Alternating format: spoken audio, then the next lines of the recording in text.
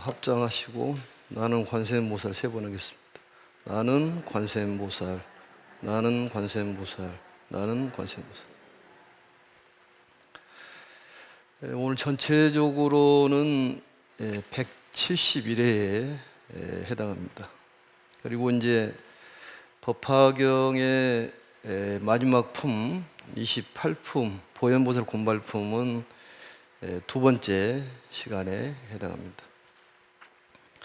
이 보현보살 곤발품의 내용은 법화경을 전하는 법사를 보호해 주겠다는 보현보살의 어떤 서원, 이런 것에 대해서 나와 있는 것이고, 또 보현보살께서 부처님을 도와가지고 중생을 이롭게 하는 그러한 행을 한다, 이렇게 보시면 될 것 같습니다.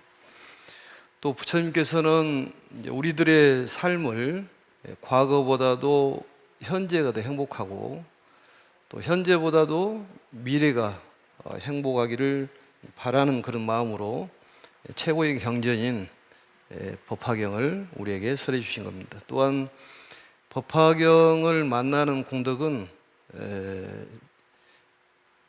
크나큰 공덕이 있어야지만이 만날 수 있고, 또 법화경을 통해 가지고 우리가 말하는 부처님의 지혜인 안욕달의 삼맥삼부리를 이룰 수 있다고 그렇게 말씀하신 겁니다. 오늘은 849페이지 위에서부터 하나, 둘, 셋, 넷, 다섯, 여섯, 일곱, 여덟, 아홉, 10째 줄까지 했습니다. 전번 시간에. 그 내용을 보시면 이제 보현보살께서 기사굴산, 이 법화경을 설하고 계시는 영축산에 도착을 하시는데, 그 광경이 참으로 대단했다. 성대한 의식을 보여주는 그러한 것을 볼 수가 있습니다. 그래서 동방으로부터 보현보살이 오시는데, 보현보살께서 많은 대중들을 함께해서 기사굴산에 이르게 됩니다. 기사굴산이라는 것은 이제 우리가 말하는 법화경에 사려져 있던 곳인 영축산, 또 영취산, 이렇게 얘기하죠. 그래서 부처님께 7번을 우효칠잡이라고 되어 있죠. 대부분은 3번 돌게 되어 있는데, 여기서는 7번을 돌고, 또 보현보살은 실제로 보면 등치가 몸체가 굉장히 컸다고 그럽니다. 그렇지만은 부처님께서는 등치가 적지만 바로 보현보살께서 예배 대상으로 생각을 하고 부처님께 우효칠잡, 오른쪽으로 7번을 돌고 한쪽에 물러나서 앉았다. 그리고 이제 부처님께 말씀하는 그런 내용이 오늘 내용입니다. 한번 보겠습니다. 849페이지 아래에서 보면 하나, 둘, 셋, 넷, 다섯, 6째 줄이네요. 아래에서. 세존이시여, 제가 보위덕 상황 부처님 국토에 있으면서 멀리 사바세계에서 법화경을 설하심을 듣고서 한량없이 많은 백천만억 보살 대중들과 함께 와서 듣고자 하오니 원컨대 세존께서 설하여 주시옵소서. 그러니까 보현보살은 동방의 정묘국토에서 오셨는데, 관세음보살님은 계시는 곳이 서방정토죠. 극락세계에 아미타 부처님을 이제 보처하시는, 보처, 좌우보처로 해가지고 계시는 분인데, 보현보살은 바로 이제 동방으로부터 정묘국토라는 그 나라에서 보위덕 상황불이라는 부처님을 모시고 계셨는데, 거기에서 법화경이 설한다는 그런 소식을 듣고 법화경을 듣기 위해서 영축산에 도착을 했다, 그런 얘기입니다. 그래서 천만억, 백천만억 보살들과 함께 와서 법화경을 듣고자 원합니다, 이렇게 말씀을 했다는 얘기죠. 그러니까 결국은 보현보살이 도착할 쯤에는 사실은 법화경이 지금 거의 끝날 무렵이 된다고 볼 수가 있습니다.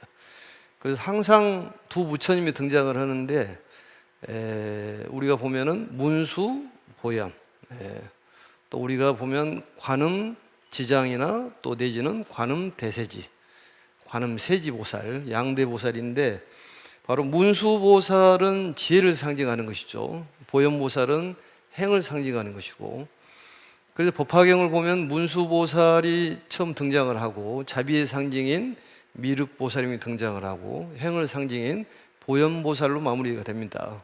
모든 경전이 그렇게 돼 있어요. 그래서 우리에게 크나큰 이익을 주는 분들을 선지식이라고 그러는데, 여기에서도 보면은 화엄경의 보현행원품에 역시 잘 나와 있듯이 보현보살도 역시 우리에게 크나큰 이익을 주신 분이다, 이렇게 생각하시면 될 것 같습니다. 그래서 문수의 지혜는 보현보살의 행원 속에 투영되고, 보현보살은 문수보살의 지혜로서 표현된다, 이렇게 표현을 합니다. 문수보살의 지혜라는 것은 보현보살의 행원 속에 투영이 되고, 보현보살의 행원은 문수보살의 지혜로서 표현이 된다. 그 다음에 보겠습니다. 만일 선남자 선여인이 열애께서 열반하신 뒤에 어떻게 해야 이 법화경의 가르침을 능히 얻을 수 있겠습니까? 이게 가장 중요한 내용입니다. 여기서는 이것을 이제 이 답을 법화의 중현이라고 그러는데, 중현이란 말은 가장 중요한 핵심적인 그러한 가르침이다, 그런 얘기입니다. 그래서 법화의 중현, 천태대사께서는 이제 그렇게 말씀하셨는데, 바로 핵심을 확실하게 일깨워주는 가르침이 바로 이 대목이다, 그런 얘기입니다. 그러니까 부처님께서 계시지 않는 그러한 곳에서 열반하신 뒤에 어떻게 해야지 이 부처님의 지혜를 깨달을 수 있는 법화경을 얻을 수가 있겠습니까? 굉장히 중요한 내용이죠. 왜냐하면 우리가 어디서 와서 어디로 가는 줄도 알아야 되고, 그렇다면 어떻게 인생을 살아야 되겠느냐, 그 목표 설정이라는 것이 필요하다, 그런 얘기입니다. 우리 정신없이 살다 보면은 이제 인생을 마감하는데, 그게 잘된 삶인지, 또 명예를 추구해서 명예가 부족하면 명예를 찾게 되는데, 명예를 찾다가 가면 그게 잘한 것인지, 재물을 찾다가 인생을 마감하는 것이 잘한 것인지, 그걸 생각해 볼 수 있는 그런 좋은 기회다, 그런 얘기입니다. 그래서 문수보살은 지혜를 상징하는 것이고, 지혜를 깨닫는 것이 문수보살이고, 보현보살은 바로 진리를 행하는 보살이다, 이렇게 생각하시면 될 것 같습니다. 미륵보살은 자비를 상징한다. 그래서 열반하신 뒤에 이 법화경의 가르침을 능히 얻을 수 있겠습니까? 또한 부처님께서 열반하신 후에 부처님이 계시지 않는 시절, 무불시대라고 그러는데, 그 시대에 법화경을 전하를 하면 어떻게 해야 되겠습니까? 이런 얘기 아니겠습니까? 뒤에 넘어가서 보면 실질적으로 부처님께서 계시지 않더라 그러더라도 법화경이 있으면 부처님이 계시는 것이요, 부처님이 계실 때도 법화경을 실천하지 않으면 결국 부처님이 계시지 않는 거나 똑같다, 그런 얘기입니다. 실천이라는 건 대단히 중요하다, 그런 얘기예요. 생각만 가져서는 되는 것이 아니라 진리를 어떻게 드러내야 될 것이냐, 우리가 인생을 살 때 얼마나 행복하게 살 것이냐, 자유롭고 평온하고 행복스러운 삶을 살 수 있는 방법이 뭘까, 거기에 대한 가르침을 주시는 것이 부처님께서 우리에게 가르침을 주신 거다, 그런 얘기입니다. 그러니까 가정의 극락세계를 만들 수 있는 방법은 어떤 방법이 있을까? 또 사회의 극락세계, 우리가 사후의 극락세계보다는 현세의 상적광토를 만드는, 우리가 현실적으로 극락세계를 만드는 것이 우리들 일이다, 그런 얘기입니다. 그렇다면 자기 본위의 삶을 살면 어렵다. 자기 위주의 생각을 가지면은 이 세상은 말법 시대에서는 아만이라든지 증상만이라든지 사견이 너무너무 팽배해 있는 상황인데, 그 시대를 오탁악세라고 그러는데, 그 오탁악세에서는 행복할 수가 없다, 그런 얘기입니다. 그러니까 자기 본위의 인생을 산다면 집안에 어떤 분쟁만 생길 것이고, 또 직장에서도 분쟁만 생길 것이고, 또 사회에서도 분쟁만 생긴다, 그런 얘기입니다. 그래서 나에 대한 생각을 버려야지만이 이 세상이 평온해진다, 그런 얘기 아니겠습니까? 그래서 아공복공을 얘기하는 거예요. 그래서 보시면은 어떻게 해야지만이 이 말법 시대에 부처님이 계시지 않는 시절에 법화경을 만날 수 있겠습니까? 거기에 대한 답변을 주시는 거죠. 부처님께서 한 장 넘어갑니다. 851페이지. 보현보살에게 말씀하셨다. 보현보살이라는 것은 널리 축복받는 사람, 행복을 전해주는 사람을 보현보살이라고 합니다. 우리에게 좋은 걸 주는 분을 보현보살이라고 해요. 널리 행복을 전해주신 분이 보현보살이다. 그러니까 우리가 각각 스스로 보현보살의 행을 하면 우리가 보현보살이다 얘기죠. 그러니까 남에게 행복을 주는 사람, 이런 사람이 보현행을 하는 사람이고 또 보현보살이다. 이 세상에 보현보살이 가득하면은 이 세상은 아름다운 세계, 그런 행복한 세계가 될 수 있다, 그런 얘기입니다. 그래서 사후에 그러한 세계를 만든 것이 아니라 현실 세계에 찰나찰나에 우리 행복한 세계를 만들어가는 것이 진정한 법화의 수행자다. 그걸 깨닫지 못했다면 이 경전을 통해 가지고 깨달아야 된다, 그런 얘기입니다. 근데 이 시대는 자기 위주의 삶을 살고 명예를 쫓아가고 재물을 쫓아가기 위해서 사람을 상처를 주고 또 때에 따라서는 살인도 하고, 이게 바로 오탁 악세의 실정인데, 그래도 우리 법화경을 공부한 사람들이 있어서 이 세상은 그래도 희망이 있다, 이렇게 볼 수가 있습니다. 그래서 보시면은 선남자 선여인이 네 가지 법을 성취하면 열애가 열반한 뒤에도 이 법화경을 얻을 수 있느니라. 얻을 수 있다는 것은 자기 것으로 만들 수가 있다는 얘기겠죠. 그러니까 네 가지 법을 성취하면 그 말은 네 가지 조건을 갖추면, 네 가지 조건을 갖추면은 법화경을 얻을 수가 있다. 왜 법화경이 그만큼 중요하느냐? 법화경을 얻어야지만이 우리가 깨달을 수가 있고 정말로 자유롭고 평온하고 또한 행복해질 수 있기 때문에 법화경에 대한 얘기를 하는 거예요.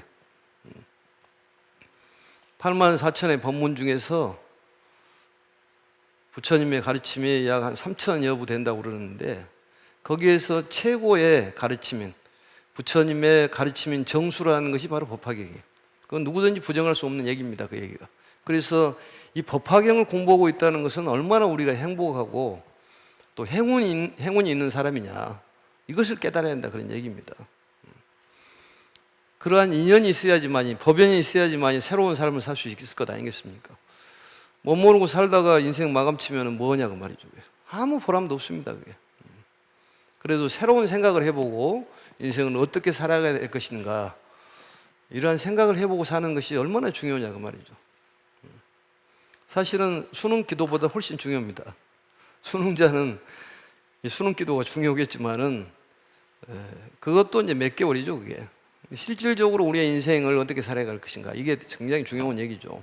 그래, 네 가지 법을 성취하면은 열애가 열반한 뒤에 이 법화경을 얻을 수 있다. 방법을 일러주는 것이죠. 방법을. 첫째, 어떻게 해야 되느냐? 이걸 4대 강령이라고 그러는데, 4대 강령.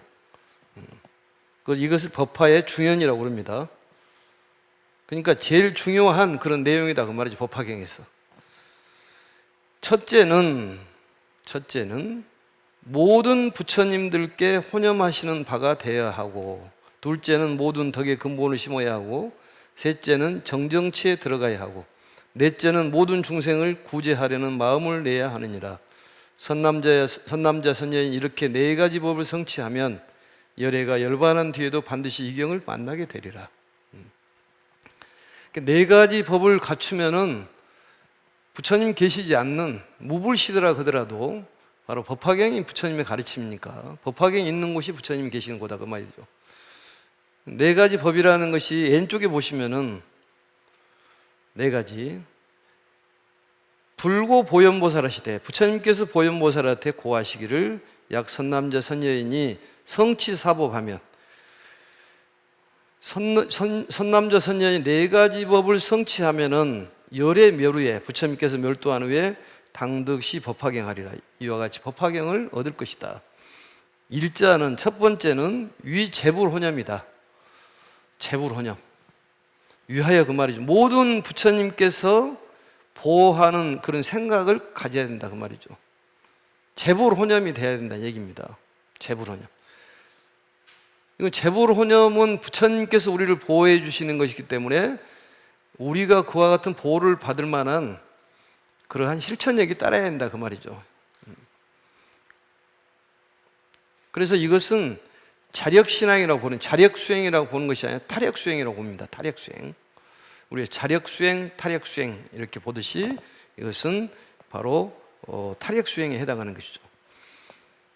또 두 번째, 이자는 식중덕본이다. 마늘 중자에 덕본을, 많은 덕본을 심어야 한다 그 말이죠. 덕본이라는 건 무엇이냐? 남을 이익되게 하는 것을 덕이라고 그래요. 베푸는 것을 덕이라고 그럽니다. 그러니까 많은 사람들에게 베풀고 살아야 한다는 얘기예요. 우리가 이제 베푸는 걸 보시라고 그러잖아요. 그래서 덕이라는 것은 덕 이꼴 시하다. 덕은 시하다. 강희 황제 때 강희 자전에 나와 있는 내용이죠. 그러니까 덕을 쌓으라는 소리는 많이 베풀어라는 소리예요. 좋은 말도 해주고 칭찬하고. 악한 사람이냐 선한 사람이라는 구별하는 것은 아구를 멀리하고 친근 현선을 하고 나오지 않습니까? 초발심 자격문에. 그럼 아구가 뭐냐 그 말이죠. 남의 흉을 본다든지 부정적인 얘기를 한다든지 이러한 것들, 절망적인 얘기하는 거, 이건 악한 사람이에요. 그게 물이 드는 거예요. 혼습이 된다 그 말이죠. 그런 사람은 멀리해라 그런 얘기죠. 그런 사람은 평생을 가도 제대로 이루지를 못한다. 우리가 살면서 어머니 젖을 빨아먹고 살았잖아요. 어머니가 많은 그런 식물들이나 동물들을 섭취를 하면 내가 그걸 빨아먹고 살았는데 결국은 그러기 때문에 인연에 의해 가지고 내가 만들어지기 때문에 그게 바로 무하다 그 말이죠. 그게. 그래서 누구 노래처럼 그래도 옷 한 벌은 건졌지 않냐 이렇게 얘기하는데 타타타란 말이 니르바나 열반을 뜻하는 거예요. 그게. 결국은 나중에 전부 돌려줘야 된다 그런 얘기입니다. 근데 그걸 모르고 천지분간을 못 오고 산다 그 말이죠. 그게 안타깝기 때문에 정말로 그 불나방이 불을 향해서 뛰어드는 것처럼 우리가 죽음을 향해서 뛰어드는 것하고 똑같지 않느냐. 재물의 불, 명예의 불 속으로 들어간다 그 말이죠. 그게 안타깝기 때문에 정말로 정말 아름답고 귀한 우리에게 보물을 주신 분이 부처님이 우리에게 가르침을 주신 거다 그런 얘기입니다. 몇 년을 두고 보면 똑같아요. 20년을 살아도 똑같고 30년을 살아도 그렇게 크게 변화가 없습니다. 그런다고 해서 빨리 마감칠 필요는 없지만은 우리가 칠석기도 하는 것은 그래도 별이 아주 어린 별의 나이가 한 20만 년 된다는 거예요. 그게. 견우와 직녀가 있는데 둘이 너무 좋아하다 보니까 직무를 제대로 하지 않다 보니까 이제 처벌을 받아가지고 둘이 갈라놨잖아요. 1년에 한 번씩 만나는 것이 오작교에서 까치 또 까마귀가 다리를 놔주면서 만난다고 그러지 않습니까? 별거를 하는 거죠, 결국은. 그러니까 어떠한 우리의 처벌을 받고 있다는 것은 인과 소치로 본다면은 다 어떤 결과를 받고 있기 때문에 받아들일 필요가 있어요. 그게 수용성이라고 그래요. 어떤 일이 벌어지더라 하더라도 받아들여야 돼요. 그리고 우리가 원래는 내 몸이 아니었으니까 어머니가 젖줄을 통해 먹고 계속 커가지고 남의 것이 내 것이 됐지 않습니까? 인연 화합으로 인해가지고. 그냥 아프면 아픈갑다 생각해라 그 말이죠. 그게. 너무 신경을 안 쓰면 난다는 거예요. 요즘에 보면은 뭐 영화도 나오듯이 아바타처럼 그렇게 생각해보고 만나는 거지. 그러니까 부처님께서 가르침을 주는 것은 우리에게 현실적인 이익, 어떻게 행복하게 살아야 될 것이냐, 가정을 잘 이끌어 갈 수 있는 방법. 부처님께서 싸우고 가라는 얘기는 안 하잖아요. 화합으로 가라. 근데 싸움이 일어나는 것은 자기 본이다. 일종의 일수사견처럼 유식하게 나온 일수사견처럼 물을 보고 여러 각도로 판단을 하듯이 그게 바로 변계 소집이라 그런 얘기입니다. 나만의 생각을 주장하다 보니까 싸울 수밖에 없다 그런 얘기죠. 그것을 나라고 생각하는 주장하는 우리가 말하는 지식이 넘어 팽배해 있다 보니까 이 세상이 오탁악세로 변한다는 거죠. 상대를 배려하는 마음이 전혀 없다는 거죠. 그래서 이 법화경을 수행을 통해 가지고 부처님의 지혜인 안육다라 삼맥삼보리를 깨달을 수가 있다. 얼마나 감사한 일이냐 그 말이에요. 돈이 많아도 몸이 아프면 소용이 없습니다. 아파봐서 알란가 모르겠지만은 아프니까 아무 소용이 없어. 돈이고 명예고. 그런데 건강했을 때 돈이 필요한 거지. 차도 필요하고. 몸이 아프는데 무슨 차가 필요하겠어요. 기운이 없는데. 그렇지 않아요? 대통령도 필요 없어요. 그게 몸이 아프면.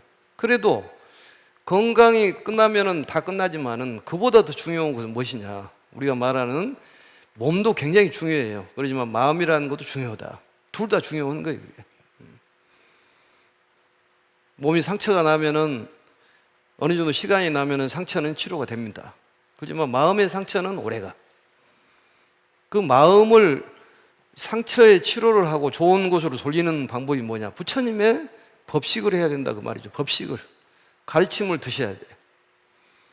영가님도 육신은 없지만은 우리가 말하는 마음이 있기 때문에 그 법식을 통해 가지고 새로운 세계로 태어날 수가 있다. 마음이 즐거우면 극락 아니겠습니까? 여기서는 사경을 하면은 도리천에 태어난다고 그랬지 않습니까? 또 사경을 하고 사유를 하면은 도솔천에 태어난다고 그래서 도솔천에. 미륵보살이 계시는 도솔천에. 도솔천이 얼마나 좋았으면 노래까지 나왔을까요? 도솔천. 좋은 것은 전부 노래로 나오더라고 보니까. 그래서 이 식중덕본이라는 것은 덕본을 심어라. 많은 덕본을 심어야 하지만이 이 훌륭한 법화경을 만날 수가 있다. 이 방법을 일러주잖아요. 그러니까 많이 베풀어야 된다니까요. 집안이 편해지려면은 내 주장을 세우면은 집안이 불편해요. 내가 양보하고 이해하고 배려하는 마음. 어지간한 것은 그럴 수도 있겠다. 한번 해보세요. 그럴 수도 있겠구나. 그것도 잘해야지. 그럴 수도 있겠네. 그럴 수도 있겠네. 이렇게 얘기하면은 그것은 그럴 수도 있는 것이 아니라 받아들이면서 그럴 수도 있겠구나. 한번 해봐요. 그럴 수도 있겠구나. 근데 보니까 그럴 수도 있겠네. 그럴 수도 있겠. 이거는 그럴 수도 있겠다고 받아들인 것이 아니라 기분 나쁜 소리예요. 그 소리는. 말로는 그렇게 하지만 생각은 그것이 아니니까. 그럴 수도 있겠구나. 응? 눈을 이렇게 밑으로 깔면서 그럴 수도 있겠구나 해야지. 눈을 부릅뜨고 그럴 수도 있겠네. 그러면 그게 받아들인 거예요. 그게. 그래야지만이 집안이 편안하고 사회가 편안하고. 너무 나를 주장하다 보면은 불편해. 그렇지 않습니까? 그러니까 행복을 주기 위해서 이 사바세계 부처님께서 오셔가지고 이런 귀한 말씀을 하는데도 귀가 있으면 뭐하냐 그 말이에요. 그게 듣지를 못하는데, 우리 속담에 속이에 경리귀라고 하듯이 내 귀가 있어도 못 들은 것은 속이나 내 귀나 똑같지 않냐 그 말이지. 심한 말로 얘기하면은 부지런히 와서 들어야 된다니까요. 독송을 하더라도 내가 들어야 돼. 한 구절이라도 계속 이렇게 애우다 보면은 그게 새로운 삶이 열리게 돼 있습니다. 일미진중 함시방이라고 티클 하나에 온 삼천대천세가 들어있듯이 그 글귀 하나에도 모든 것이 들어있다고 봤을 때 그 글귀 하나를 계속 염하고 그러면은 뭔가 달라진다 그 말이죠. 그래서 덕의 근본을 심어라. 베풀어라 그런 얘기예요. 베풀어라. 베풀어라. 그 다음에 3자는 입정정치다. 이 정정치란 말은, 이 치란 말은 모임을 얘기하는 거예요. 모임. 그러니까 바른 모임을 정정치라고 그래요. 그러니까 부처님의 자비심에 들어가는 그런 모임. 그게 입정정치예요. 그러니까 모임도 세 종류가 있는데 정정치가 있고 부정치가 있고 그다음에 사정치가 있어. 사정치란 말은 삿된 모임이 있다는 거지. 그 모임에 들어가면은 성부를 못 얻는다는 거예요. 부정치란 말은 결정되지 않는, 이것도 저것도 아닌 그런 사람들도 있어.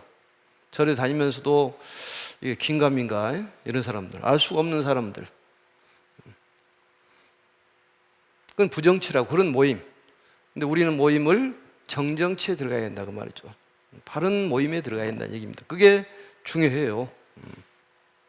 그래서 이 부처님의 자비심으로 들어가는 것을 입정정치라고 그래요. 쉽게 말하면은 그 마음으로, 부처님 마음으로 들어간다 그런 얘기죠. 자비라는 건 여러 번 얘기했지만은 발고열악, 자라는 것은 즐거움을 주는 것이고 비라는 것은 괴로움을 빼주는 거다 그 말이죠. 내 괴로움도 빼야 되지만 상대의 괴로움을 빼주는, 그러려면은 바로 식중독본이 필요하겠죠. 또 그런 어려운 사람들이 처해 있는 사람이 있으면 부처님께서 보호해주고 계시니까 너무 걱정하지 말아라. 다 잘 될 것이다. 그냥 잘 되는 것이 아니라 이유가 있어야 되지 않냐 그 말이죠. 무엇이 풀리는 것도 이유가 있어야 풀리지, 그냥 말로 풀려라 해서 풀립니까? 그러지 않다 그 말이죠. 그리고 부처님께서 돌멩이를 연못 속에다 빠뜨려 놓고 돌멩이보다 나와라 나오냐고 말이에요. 그 업이 소멸이 되냐 그 말이에요. 소멸될 수 있는 일을 해야지 그게 돌멩이가 튀어나오는 것 아니겠습니까? 가서 노력을 해가지고 물속에 있는 걸 집어 빼내야지. 말로만 해서 된다 그 말이에요 그게. 그리고 우리 속담에 말로 떡으면 대한민국이 다 먹은단 말이에요. 그 속담 있지 않습니까? 콩떡, 찰떡, 무지개떡 뭐 다 해도 말로 하면 뭐하냐고 말이에요. 떡을 올리는 것은 내가 이 공양을 통해 가지고 많은 사람들에게 건강을 준다면은 얼마나 감사한 일이냐, 이런 마음으로 올리는 거예요 그게. 그러면 상대를 건강해라고 이렇게 바로 넣으면 내가 건강하는 거예요. 예? 우리가 급식 때도 해봤지만은 정말로 많은 걸 사람들을 주니까 우리 절에서 먹은 밥은 맛있고 떡도 맛있고, 그리고 이제 먹을 것이 많이 생기는 거예요. 그러니까 본인이 먹을 복이 없다는 것은 금방 알 수 있잖아요. 어디 집에 갔는데 감자를 쪄가지고 쓰레기 껍질 버리려고 하는데 들어가면 먹을 복이 없는 사람이에요. 감자를 쪄가지고 막 내가 꼬면 가서 들어가면 먹을 복이 있는 사람이죠. 그러면 내가 먹을 복이 없구나, 그러면 많이 베풀어야 되겠구나, 이런 생각을 하는 것이 공부다 그 말이지. 그게 법화경이야. 전철을 탔는데 꼭 자리에 앉으려면 누구 할머니가 오셔가지고 있으면 자리를 또 못 앉아. 그럼 자리복이 없는 거야 그게. 그럴 때는 앉지 말고 자리를 자꾸 양보를 해줘야지. 그럼 복이 생기는 거야. 자리를 주니까, 자리를 베풀어 주니까 자리복이 생기는 거야. 초를 켜는 것도 내 몸을 태워가지고 세상을 밝게 빛나게 해주겠다는 그런 마음으로 초를 켜고 향을 피우는 것이지, 초 올린다고 해서 무조건 복을 받는 것이 아니라 내 마음의 전환이야. 그러지 않습니까? 과실이라는 것은 결실 아니에요, 결실. 꽃이라는 건 피우는 것이고 행을 뜯어내는 것이기 때문에, 내가 행이 부족하다 그럼 꽃을 주고 약속의 의미가 있기 때문에 우리가 절에서는 육복 공양이다 그러지 않습니까? 그게 바로 식중독본이다 그 말이죠. 그런 무리에 들어가는 것이 입정정치요. 또 네 번째는 발구 일체 중생심. 일체 중생을 구제하겠다는 그런 마음이 필요하다 그 말이죠. 구제를 해야 되겠다 내가. 그러려면 본인이 힘이 있어야죠. 힘이. 그러니까 우리가 몸은 아무것도 아닌다고 생각할지 모르지만 몸도 중요하다니까요. 그러니까 몸 관리를 잘해야 돼. 옛날 분들이 다 그러잖아요. 잘 먹고 통변만 잘하면 건강하다. 오줌 똥만 잘 싸면 건강하다는 거예요. 근데 위장이 고장 나면은 아무것도 못 먹으면 이게 병이 낫지가 않잖아요. 응? 일체 중생을 구제해야 되겠다는 그런 마음. 일체 중생을 구제해야 되겠다는 마음이라는 것은 서원인데, 그게 바로 관세음보살님의 마음을 가져야 됩니다. 이 마음은 혼자도 할 수 있는 것 아니겠습니까? 그래서 이건 자력수행이라고 그래. 식중독본과 발구일체중생지심은 바로 자력 수행, 위 재불 혼염과 입 정정치는 타력 수행, 이렇게 얘기를 합니다.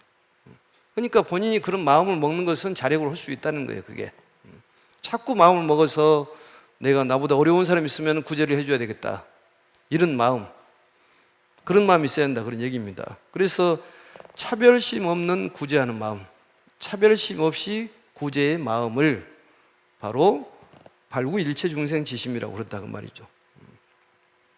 그래서 이 네 가지를 법화의 중현이다. 중현이란 말은 대단히 중요하다, 그 말이죠. 그러니까 베풀면 베풀수록 그 덕이 온다는 거예요. 그게 나에게는. 사람들은 모르기 때문에 자꾸 베풀면 손해다고 생각하는데 그렇지가 않다는 얘기예요. 인과의 법칙은 정말로 0.1mm 오차가 없다는 얘기입니다. 반드시 걷는다는 거예요. 그게. 뿌린 대로 걷는다는 거예요. 그러니까 많이 베풀어야 한다는 얘기죠. 많이 베풀어. 그럴 때는 고개도 좀 끄덕끄덕 해주고 이래야지. 많이 베풀어야 하는데. 스님 얘기하세요. 내가 듣고 있으라니까. 내가 가만히 듣고 있으라고 해봐요, 한번.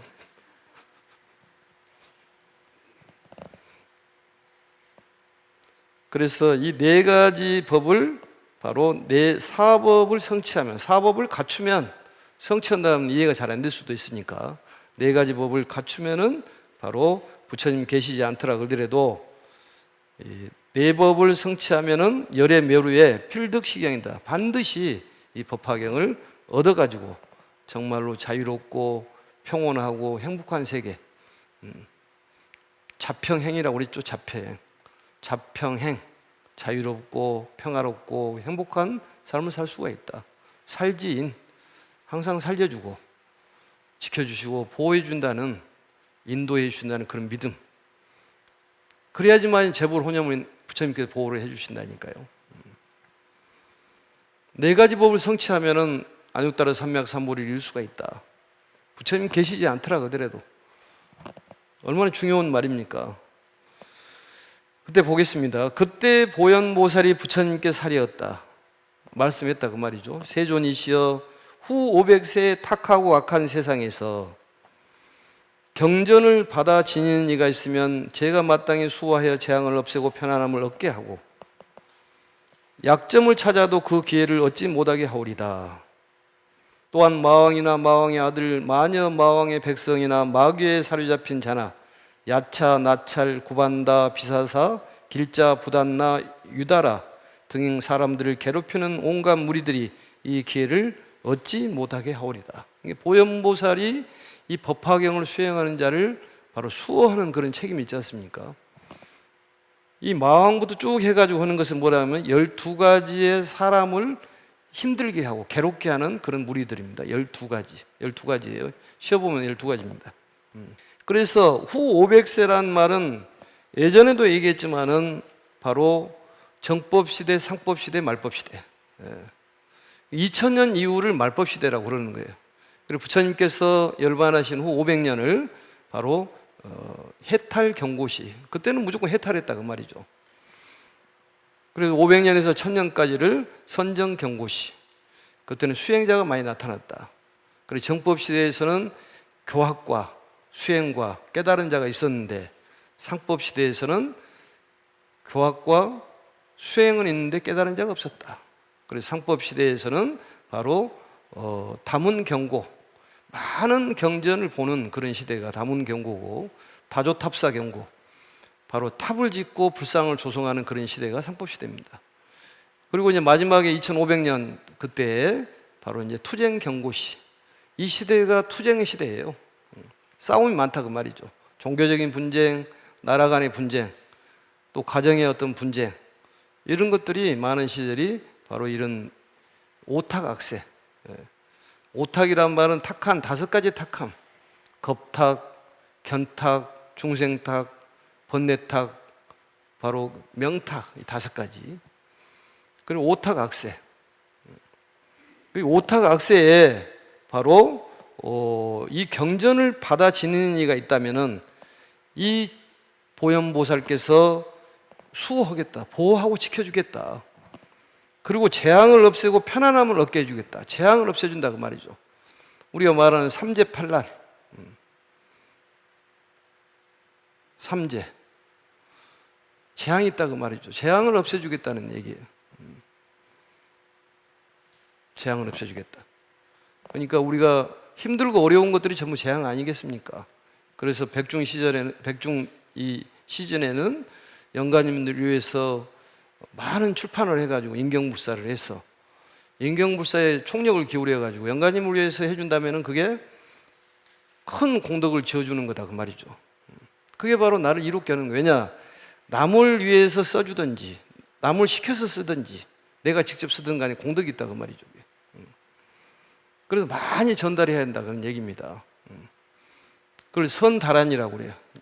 보현보살을 만나보면 선다란이와 백천만억 선다란이, 방편법음 선다란이 이런 세 가지가 있는데 그걸 얻는다 그런 얘기 아니겠습니까? 보현보살을 보려면 어떻게 봐야 되냐? 바로 법화경을 수지 독송하면은 보현보살이 육상화 그 이빨이 6개가 있는 하얀 코끼리를 타고 코끼리 왕을 타고 나타나가지고 우리를 보호를 해주겠다 그 말이죠. 그러니까 꿈에 코끼리를 보면은 보현보살을 본 거예요. 사자를 보면은 문수보살을 본 거고, 예? 용을 보면은 이제 용왕님을 본 것이니까 대통 오는 거지 그게. 아무튼 코끼리를 봐도 대통 오는 거고, 아무튼 여기 계신 분들은 좋은 일이 많이 있을 거라고 생각합니다. 왜냐? 법화경을 지금 듣고 있기 때문에 그렇다고 말이에요. 무조건 좋은 일이 있는 것이 아니라 법화경을 듣는 공덕으로 해가지고 앞으로는 좋은 일만 있을 거다 그 말이에요. 재불 혼념이 된다는 거지. 부처님께서 살려주시고 지켜주시고 인도해 주시기 때문에 자평행, 항상 마음이 자유로워, 그리고 평화로워, 평온하고 평화로워, 그리고 항상 행복하다 그 말이죠. 그게 얼마나 중요한 일이냐 그런 얘기입니다. 그래서 재앙을 없애고 편안함을 얻게 약점을 찾아도 그 기회를 얻지 못하게 하겠다. 여기 왼쪽에는 편리함이라고 나와 있는데 그 안 좋은 무리들이 편리함을 찾을 수가 없다 그 말이죠. 법화경이 딱 보호를 해준다는 거예요. 그래서 잠잘 때도 법화경을 머리 위에다가 놓고 주무신다든지 항상 수지를 해. 절에 다닐 때도 이렇게 가지고 다니고 차에도 가지고 다니고 그게 필요한 거예요. 좋은 걸 가르쳐주면 뭐하냐고 안 하는데 안 하는데 그러니까 실천을 해보라 그 말이죠. 좋은 것이니까. 약점을 찾아도 찾을 수가 없다 그 말이죠. 다른 사람들이 안 좋은 무리들이 약점을 찾아도 찾을 수가 없다. 그 안 좋은 무리들이 무엇이냐? 거기 나오죠. 안 좋은 무리들. 마왕이나 마왕의 아들, 좋지 못한 것들이죠. 전부 다 수행을 방해하는 무리다고 생각하시면 돼요. 우리를 귀찮게 하는, 전라도 말로 하면 성가시게 하는 무리들. 성가시단 말 아는가요? 아이고 성가셔라 이렇게 얘기하는데, 우리를 귀찮게 하는 무리들이 이런 12가지 무리가 있는데, 마왕이나 마왕의 아들, 그건 이제 여기에 왼쪽에 보시면은 이 마자라고 나와 있죠. 마자, 마녀, 마민. 그러니까 마왕의 백성, 마녀, 마왕의 딸이죠.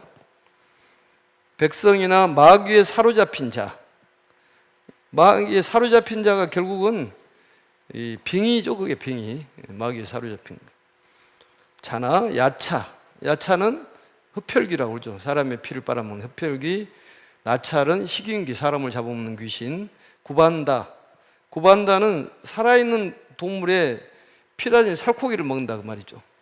안 좋은 무리들이요. 피 빨아먹고 사람이 살을 뜯어먹는다 그런 얘기입니다.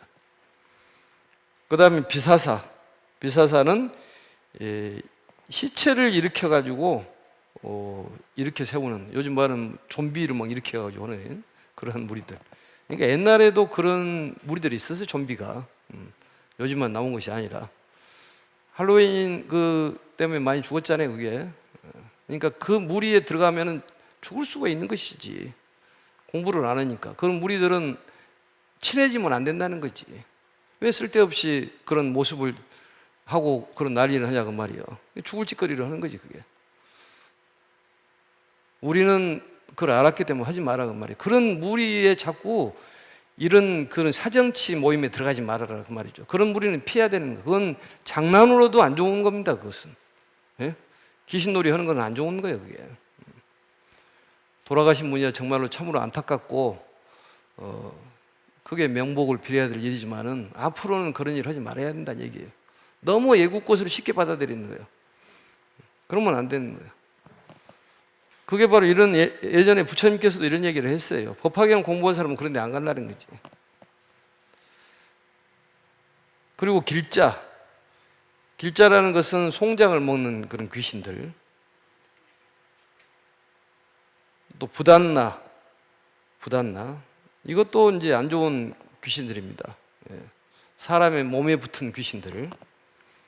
그 다음에 유다라는 이게 바로 시체에 붙은 귀신들. 전부 그런 거 안 좋은 것들이에요. 등 사람들을 괴롭히는 온갖 무리들이 그 기회를 얻지 못하오리다.